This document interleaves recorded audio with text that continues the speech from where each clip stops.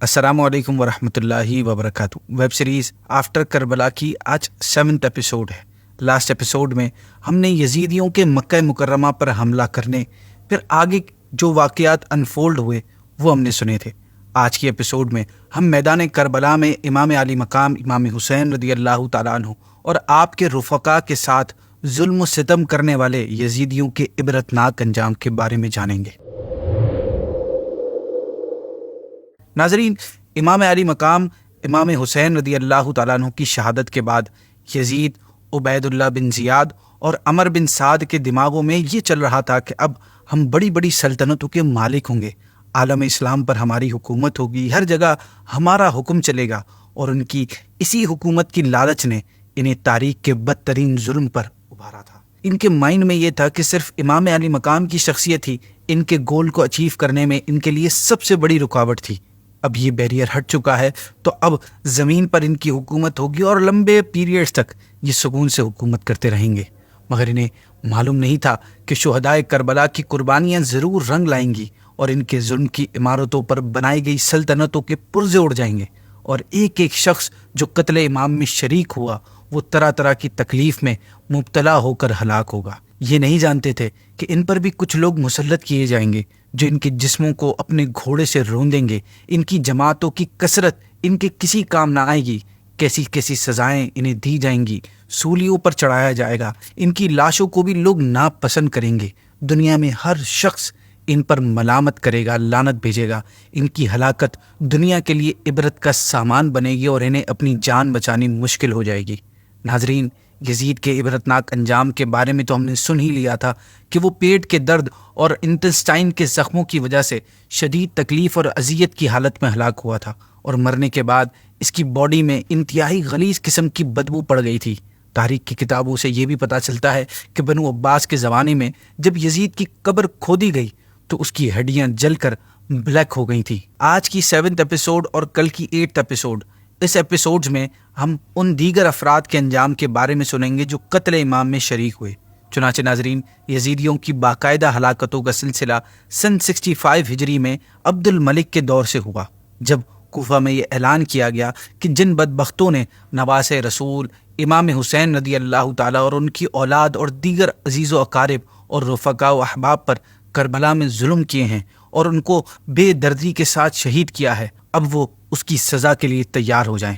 چنانچہ ناظرین، کوفہ میں یہ اناؤنسمنٹ کر دی گئی کہ اہل بیت کے قاتلوں پر پناہ گاہ کا دروازہ بند کر دیا گیا ہے، جو بھی آل رسول کے دشمنوں کو اپنے گھر میں پناہ دے گا اسے دہکتی ہوئی آگ میں ڈال دیا جائے گا۔ رات بھر حکومتی جاسوس اور سپاہی چن چن کر قاتلوں کو گرفتار کرتے رہے۔ صبح کے ٹائم پر قاتلوں کا پہلا دستہ حاکم کوفہ کے سامنے پیش کیا گیا۔ ان یزیدیوں نے اپنے جرم کی جسٹیفیکیشن دیتے ہوئے کہا کہ ہم تو ابن سعد اور ابن زیاد کے حکم کی وجہ سے مجبور تھے۔ ان پر چیختے ہوئے جواب دیا گیا، اور ہم بے گناہ شہزادوں کے خون ناحق کا انتقام لینے کے لیے خدا اور رسول کے آگے مجبور ہیں۔ یہ کہتے ہوئے جلاد کو حکم دیا گیا کہ انہیں خوب تڑپا تڑپا کر قتل کرو تاکہ انہیں اولاد بطول کی تکلیفوں کا احساس ہو سکے۔ اس کے بعد اسی طرح شام تک قاتلوں کے گرفتار دستے پیش ہوتے رہے اور کوفہ کی زمین ان ناپاک خون سے سیراب ہوتی رہی۔ ابن زیاد کے بارے میں معلوم ہوا کہ وہ مختصر سا لشکر لے کر جنگل کی طرف بھاگ گیا ہے۔ یہ خبر ملتے ہی فوراً ابراہیم بن مالک اشتر نے ایک لشکر کے ساتھ اس کا مقابلہ کرتے ہوئے روانہ ہوا۔ موصل کے قریب ابراہیم کے لشکر نے اسے پا لیا، دونوں طرف مقابلہ ہوا اور بالآخر ابن زیاد کو شکست ہوئی اور وہ زخمی ہو کر میدان میں گر پڑا۔ ابراہیم نعرہ تکبیر بلند کرتا ہوا اس کے سینے پر چڑھ گیا اور اس سے کہا، آج تو نے دیکھ لیا کہ خدا ظالموں سے کس طرح انتقام لیتا ہے۔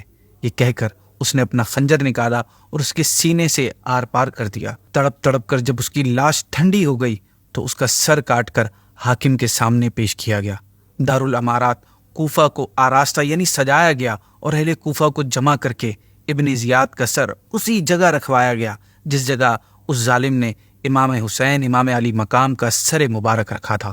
ناظرین، یہ مقام عبرت ہے کہ کوفے کے اس دارالخلافہ میں جہاں کل شہزادہ رسول کا سر رکھا گیا تھا اور ابن زیاد ہونٹوں پر چھڑی مار کر گستاخی کر رہا تھا، آج اسی جگہ ابن زیاد کا سر رکھا ہوا تھا اور لوگ اس کے چہرے پر لعنت برسا رہے تھے۔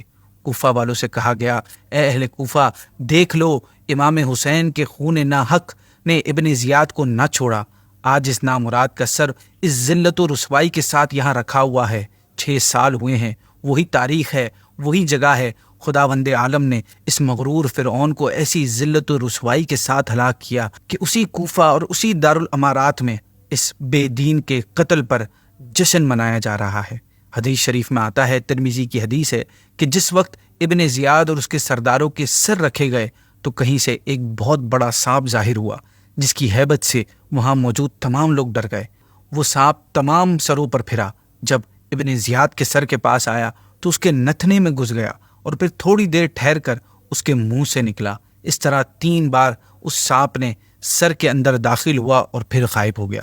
واقعی کربلا کے بڑے ظالموں میں جس شخص کا اگلا نام آتا ہے وہ عمر بن سعد ہے۔ یہ وہی بدبخت ہے جس کی 10 انگلیاں آل علی کے خون میں ڈوبی ہوئی ہیں، جس کی کمانڈ میں کربلا کا خونی واقعہ پیش آیا اور خاندان رسالت کے افراد خون میں آلودہ ہوئے۔ ملک کے رے کی لالچ میں اس ظالم نے بی بی بطول کا ہرا بھرا چمن ویران کر دیا۔ جب یزیدی قاتلوں کا قتل عام شروع ہوا تو ابن سعد اپنی جان بچانے کے لیے ادھر ادھر بھاگنے لگا، لیکن جانباز سپاہیوں نے اپنی صلاحیتوں سے اس کو پکڑ لیا۔ جس وقت ابن سعد سامنے آیا تو اس سے کہا گیا، او دشمن رسول، بتا تجھے کیا سزا دی جائے جس سے دنیا اسلام کے کلیجوں کی وہ آگ ٹھنڈی ہو جائے جو تیرے ناپاک ہاتھوں نے کربلا میں لگائی ہے۔ ابن سعد نے جواب دیا، میں بے گناہ ہوں، میں نے تو صرف حکم کو پورا کیا تھا۔ اسے غصے سے جواب دیا گیا، اے دشمن اسلام، سچ بتا، یزید اگر تیری اولاد کے خون کا حکم دیتا کہ تو کیا اس کو مانتا؟ اسی دوران ایک خبر ملی کہ ابن سعد کا بیٹا حفص، جو کربلا میں امام علی مقام کے خلاف اپنے باپ کی مدد کر رہا تھا، وہ بھی گرفتار کر کے لایا گیا ہے۔ جب سامنے آیا تو جلاد سے کہا گیا کہ ابن سعد کی آنکھوں کے سامنے اس کے بیٹے کا سر تن سے جدا کر دو تاکہ اسے معلوم ہو جائے کہ حضرت علی اکبر اور حضرت علی اصغر کی تڑپتی لاش دیکھ کر امام علی مقام کے دل پر کیا گزری ہوگی۔ ناظرین، جلاد نے آگے بڑھ کر جو ہی حفص کی گردن پر تلوار ماری تو ابن سعد چیخ پڑا۔ ابھی وہ اپنا سر پیٹ ہی رہا تھا کہ اشارہ پاتے ہی جلاد نے ابن سعد کی گردن بھی اڑا دی۔ اسی طرح یہ دنیا ایک اور ظالم و جابر شخص کے وجود سے پاک و صاف ہو گئی۔ ابن سعد کے قتل سے فارغ ہو کر شمر کو سامنے کھڑا کیا گیا۔ یہ وہی خبیث شخص ہے جس نے جگر گوشہ رسول صلی اللہ علیہ وسلم کی گردن پر تلوار چلائی تھی اور فاطمہ کے چاند کو خاک و خون میں ڈبویا تھا۔ یہ خوف کے مارے دہشت سے تھر تھر کانپنے لگا تھا۔ اسے بھی ڈانٹ کر کہا گیا، ظالم، تجھے ذرا بھی غیرت نہیں آئی کہ تو نے اپنے ہاتھوں سے کعبے کی دیوار ڈھا دی، اونٹ اور بکری کی طرح فاطمہ کے لال کو ذبح کیا۔ افسوس، حرم کا چراغ تو نے پھونکوں سے بجھا دیا۔ تیرا ظلم اتنا بڑا ہے کہ اگر تیرا زندہ جسم جلا کر اس کی راکھ ہواؤں میں اڑا دی جائے تب بھی حسین کے خون کا بدلہ نہیں ہو سکے گا۔ پھر جیسے ہی تلوار اٹھائی گئی، شمر نے گڑ گڑاتے ہوئے کہا، میں پیاس سے تڑپ رہا ہوں، مجھے صرف ایک گھونٹ پانی پلا دیا جائے۔ جواب دیا گیا، شمر، وہ وقت یاد کر جب تیری فوج نے فرات کی لہروں پر 22,000 تلواروں کا پہرا بٹھا دیا تھا اور اہل بیت کے بچے اور پردہ دار خواتین 3 دنوں تک پانی کے ایک ایک قطرے کو ترس گئی تھی۔ تجھے پانی نہیں ملے گا، جہنم کا تکلیف دہ پانی تیرے انتظار میں ہے، اب وہیں جا کے پانی پینا۔ شمر کچھ کہنا ہی چاہتا تھا کہ جلاد نے آگے بڑھ کر اس کا سر تن سے جدا کر دیا۔ شمر کی لاش کے بارے میں آتا ہے کہ اس کی لاش کو گھوڑوں کی ٹاپوں سے رون دیا گیا اور کتوں کے لیے پھینک دیا گیا۔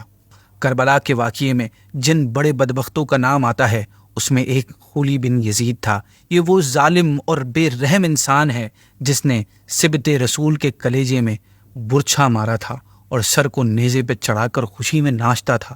اسے جب لایا گیا تو اپنی موت کے ڈر سے یہ خوف کے مارے کانپنے لگا۔ جلاد نے اس کے دونوں ہاتھ کاٹ ڈالے، پھر دونوں پاؤں کاٹنے کا حکم دیا۔ تکلیف کی شدت سے وہ زمین پر اچھلنے لگا۔ اسے کہا گیا، ضبط سے کام لے، تیرا جرم تو اتنا سنگین ہے کہ تیرے قتل کے بعد بھی تیری لگائی ہوئی آگ مسلمانوں کے سینوں میں بھڑکتی رہے گی۔ یہ سزا تیرے اعمال کے بدلے کافی نہیں ہے۔ تو جس دردناک عذاب کو ڈیزرو کرتا ہے اس کا سلسلہ تیری آخری ہچکیوں کے بعد شروع ہوگا، یعنی تیرے مرنے کے بعد شروع ہوگا۔ حکیم بن طفیل الطائی وہ بد نصیب انسان تھا جس نے کربلا میں حضرت عباس علمدار کو شہید کر کے ان کے لباس اور اسلحے پر قبضہ کر لیا تھا اور آپ کے مشکیزے پر تیروں کی بارش کر کے اسے شہید کر دیا تھا، جس سے تمام پانی گر گیا تھا۔ عبداللہ نامی سپاہی چند سپاہیوں کے ساتھ اسے گرفتار کرنے گیا۔ اس نے حکیم کو پکڑا اور دربار کی طرف لے جانے کے لیے چل پڑا۔ حکیم کے گھر والوں کو جب پتہ چلا کہ حکیم پکڑا گیا ہے تو انہوں نے کسی ذریعے سے سفارش بھجوائی کہ حکیم قتل حسین میں ملوث نہیں تھا، لہٰذا اسے مارا نہ جائے۔ حکیم کوفہ کنونس ہو گیا اور اس نے فیصلہ کیا کہ سپاہیوں کے حکیم کو لانے کے بعد وہ اسے رہا کر دے گا۔ ادھر سپاہیوں کو راستے میں یہ بات معلوم ہوئی کہ حکیم کے لیے سفارش کی گئی ہے اور اب وہ آزاد کر دیا جائے گا، لہٰذا انہوں نے اپنے ہیڈ عبداللہ سے کہا کہ یہ بدبخت سفارش کی وجہ سے بچ جائے گا، حالانکہ ہم سب اس کے جرم سے بخوبی واقف ہیں، لہٰذا بہتر یہی ہے کہ ہم اسے راستے میں ہی قتل کر دیں۔ عبداللہ کو بات سمجھ آ گئی، لہٰذا اس نے حکیم کو قتل کرنے کی اجازت دے دی۔ سپاہی حکیم کو ایک گھر میں لے گئے، اسے ایک جگہ کھڑا کیا، اس کے ہاتھ باندھ دیے اور کہا تو نے حضرت عباس بن علی کو شہید کیا تھا اور امام علی مقام کو تیر مارا تھا، ہم بھی تجھے تیروں کا نشانہ بناتے ہیں۔ یہ کہہ کر انہوں نے اس پر پے در پہ تیروں کی برسات کر کے اسے ہلاک کر دیا۔ ناظرین، باقی لوگوں کا انجام کیا ہوا انشاءاللہ ہم یہ کل 8th ایپیسوڈ میں انشاءاللہ سنیں گے۔